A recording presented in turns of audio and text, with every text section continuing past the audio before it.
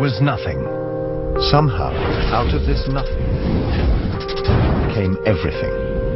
Out of this vibrant nothingness, matter, energy, space, time, consciousness, mind emerged, came out. How is it that something as unconscious as the matter of the brain can ever give rise to something as immaterial as an experience? If you want to see fear in a quantum physicist's eyes, just mention the words, the measurement problem. The measurement problem is this: an atom only appears in a particular place if you measure it. In other words, an atom is spread out all over the place until a conscious observer decides to look at it. So the act of measurement or observation creates the entire universe. Only conscious beings can be observers, then we're intimately hooked into the very existence of reality. Without us, there would just be this expanding superposition of possibilities with nothing definite ever actually happening. Out of millions and millions of blobs of energy and light, photons and electrons, they make up this imaginary three-dimensional solid world, which doesn't exist at all according to relativity or quantum mechanics. Anytime we attempt to look at particles beyond a certain level, the very act of observation changes things. And in addition, the more you look at individual particles, the more you realize that there is no such thing as one electron. An electron, or any elementary particle, exists only in relationship to other things, like other particles or the universe at large. This means that deeply enough, and you dive down into the nature of matter, everything we know about the everyday world dissolves. There are no objects anymore. There are only relationships. There's no locality anymore. There's no time anymore. The more you look at something in detail, in what we think of as solid matter, the less and less solid it begins to look. The only realities we know are the ones our brain manufactures. Our brain receives millions of signals every minute, and we organize them into holograms, which we project outside ourselves and call reality. Well, if the brain cortex, if it is also a hologram, then it's a three-dimensional hologram. If two-dimensional holograms reconstruct three-dimensional images, then, ergo, it follows that three-dimensional holograms reconstruct four-dimensional images. A hologram is a metaphor. It is how you take n dimensions of information and you bring them down into n-1 dimensions. It's a way of relating the paradoxes that we find in how to make a leap from this concept to that concept. The conceptual pigeonholes we use, words, to describe reality, are phenomena inside our head. They're not out there.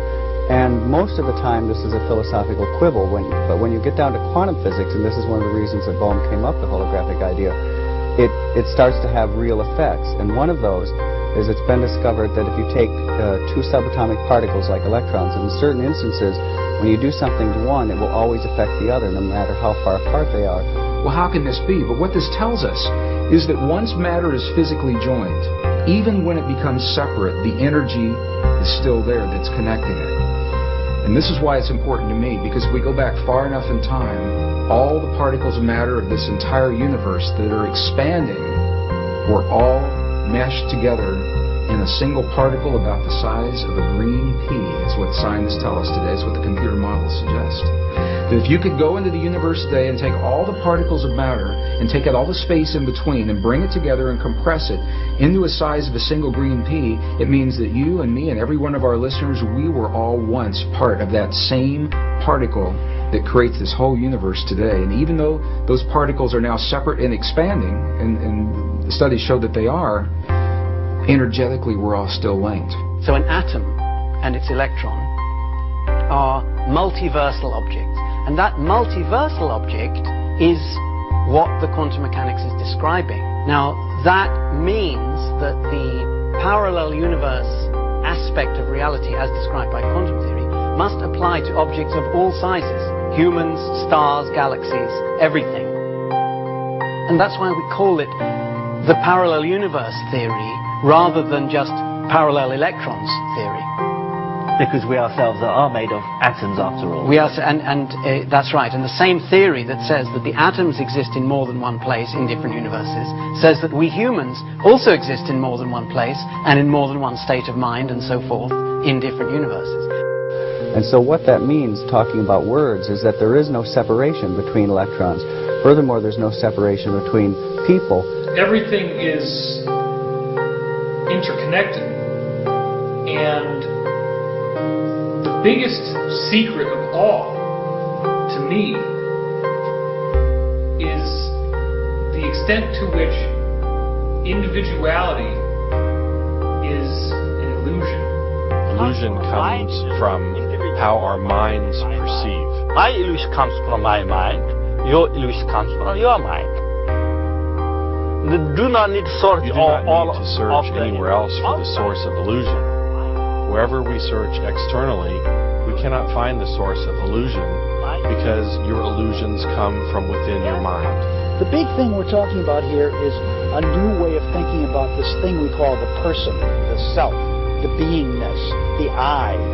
And as we begin to modify what we mean by that, we could begin to see and touch upon this infinite realm that I'm speaking about. Infinities are part of the boundary of your existence. That is, viewed from this perspective, everything can be divided to infinity. If you've ever wondered why nuclear power is 1,000,000 times more powerful than chemical energy, it's because chemical energy results from the manipulation of atoms in a molecule. Nuclear energy results from the manipulation of nucleons in a nucleus. The super-unified scale, 1,000 million times smaller, is virtually infinite in its dynamism. If you're seeking the infinite, what instruments do you have to seek the infinite? Only sense organs, isn't it? So through your sense organs, if you're seeking the infinite, it is like wanting to go to moon with a bullock cart. Isn't it so? That is the plight of humanity right now. With a limited perception, they're trying to grasp that which is beyond. So we try to perceive at the ultimate level of reality, and we search for any kind of method. For example, new technology, atomic power, etc.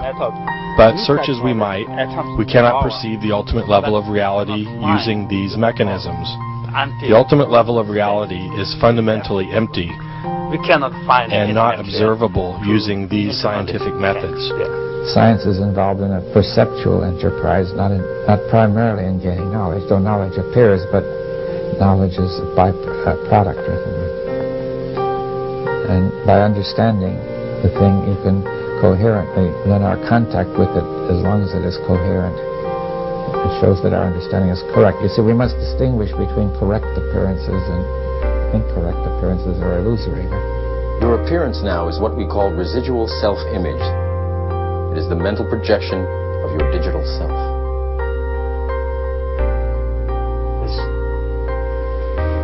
This isn't real. What is real? How do you define real? If you're talking about what you can feel, what you can smell, what you can taste and see, then real is simply electrical signals interpreted by your brain. Our brains take information in and sometimes give it form. It's not that the picture is out there, it's that we're getting data that we're turning into a picture according to our own belief systems and our own unconscious belief systems as well. We know what is going on is that light comes in through the eyes, hits the back of the retina, triggers electrochemical impulses which travel down nerve fibers to the back of the brain, where the brain very cleverly, in about 1/10 of a second, puts it all together and says, this is what it looks like out there. Well, you're creating your own reality tunnel. That doesn't mean you're creating reality. Out of reality, whatever that is, out of the infinite flux of energy, you're creating your own reality tunnel, and most people are unaware of it. Most people are unaware of it. All matter is merely energy condensed to a slow vibration.